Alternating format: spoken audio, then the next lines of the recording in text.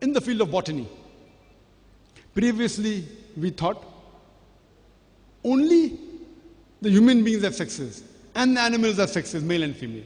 We did not know that even the plants have sexes, male and female. We came to know recently, 100 years back, 200 years back, 300 years back. Quran mentioned 1400 years ago in Surah Taha, chapter number 20, verse number 53. That is, he who sends down water from the sky. With it brings forth diverse pairs of plants. In pairs, each separate from the other. The Arabic word used is zawja, meaning pairs, male and female. The Quran says in Surah Ra'd, chapter number 13, verse number 3, we have created every kind of fruit in pairs, 2 and 2. The Quran says that not only the animals and the human beings have got pairs, even the plants have got pairs, male and female. The Quran says in Surah Yasin, chapter number 36, verse number 36, that it is He who has created everything in pairs, the things which the human beings know and the things which the human beings don't know. So not only the animals and the plants and the human beings have got sexes, male and female, even a phenomenon like electricity. Today we know that even the electricity has got atoms which has got negatively and positively charged, protons and neutrons and electrons. Quran says that He has created everything in pairs. The things you know, the things which you have knowledge of, and things which you don't have knowledge of. In the field of zoology, Quran says in Surah Anam, chapter number 6, verse number 38,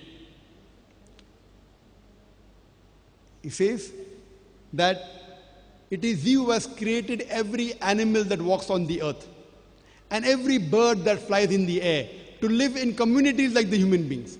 Today science tells us, like the human beings, even the birds and the animals, they live in communities, which we came to recently. Quran says in Surah Nahl, chapter number 16, verse number 68 and 69, it is He who has taught the bee to build its cells in trees, in hills, in human habitations, and to eat of what the earth produces, and to find the spacious path of thy Lord with great skill. What does the Quran mean by saying it has taught the bee to build the spacious, to find the spacious path of thy Lord with great skill? It was Sofwan Fresh in 1973 who got the Nobel Prize for discovering the movement of the bee, the behavior of the bee. And today science tells us that whenever a bee finds a new flower or a new garden, it goes and tells its fellow bee the exact direction of the new flower or the new garden with a process called as the bee dance. And furthermore, this gender used for the worker bee in Surah Nahl chapter 16 verse 60 and 69 is the female gender, fasluki or kulli. Previously we thought that the worker bee was the male bee. No wonder Shakespeare in his play Henry IV, he writes that the soldiers, the male soldiers, they go out talking about the bees and they report to the king. Today science tells us the worker bees are not the male bees, they are the female bees. And they don't report to the king, they report to the queen. Imagine, the Quran even describes the sex of the worker bee as being a female gender, which science has come to know today, recently, and Quran mentions 14 years ago. Quran says in Surah An-Kabut, chapter 29, verse number 41, that the parable of those who take for protectors anyone besides Almighty God is like that of the spider. They build for themselves homes like the spider, and verily the home of the spider is fragile. The house of the spider is fragile. Besides describing the physical nature of the house of the spider, that the web of the spider being weak, it says that anyone who worships anyone besides God, they are building for themselves houses like that of the spider. Besides being fragile and weak, it even gives an indication about the family relationship. Today science tells us that many a time the female spider, it kills the male spider, and they're called as black widows. Imagine the Quran, besides describing the physical nature of the house of the spider being fragile, it describes the physical relationships. It is like that of the spider which many a times the female spider kills the male spider. Quran says in Surah Namal, chapter number 27, verse number 17 and 18, that when Solomon and his army, with hosts of men, jinns and birds, when they walked and when they approached a lowly valley of ants, one of the ants said, "O ye ant, get into the human habitations. Get into your habitations, lest Solomon and his army will unknowingly trample you beneath the feet." People may think, what kind of a fairy tale book is the Quran? The ants talking among themselves? It sounds like a fairy tale book. What an old book it is, 400 years back.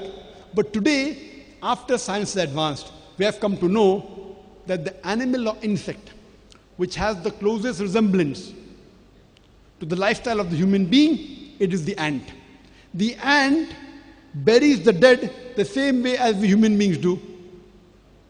They have a very sophisticated method of labor in which they have managers, they have foremen, they have supervisors, they have workers. They have a very sophisticated method of communication where they speak to each other. They very often meet to chat.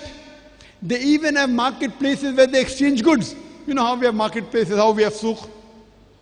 The ants have marketplaces where they exchange goods. And when an ant stores any grain, and if the grain begins to bud, it chops off the bud as though it knew that budding will cause rotting of the grain. And if in monsoon, in rainy season, if the grain gets wet, the ants get it out in the sunlight to dry, as though they knew that humidity will cause root system, which will cause rotting of the grain. You know, many times we see the ant taking grain and then going in the sunlight. We wonder where they're going. They're going out in the sun to dry the grain, as though they knew that humidity will cause rotting of the grain.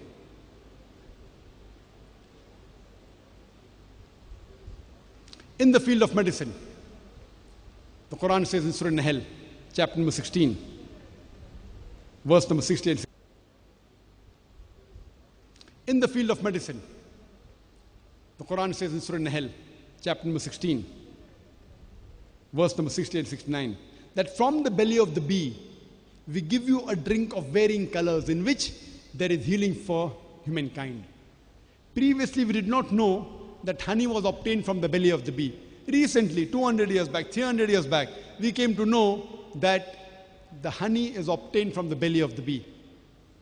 And today we know that honey has high nutritious value. It is rich in vitamin K and fructose. And today science tells us that honey has got mild antiseptic properties. No wonder in World War II, the Russian soldiers, they used honey to cover up their wound. And the healing of the wound was there with very little scar tissue. And due to the density of the honey, bacteria and germs and fungus was prevented to grow in the wound. And if a person is suffering from allergy of a particular plant, if honey obtained from that plant is given to him, that patient starts developing resistance to that allergy.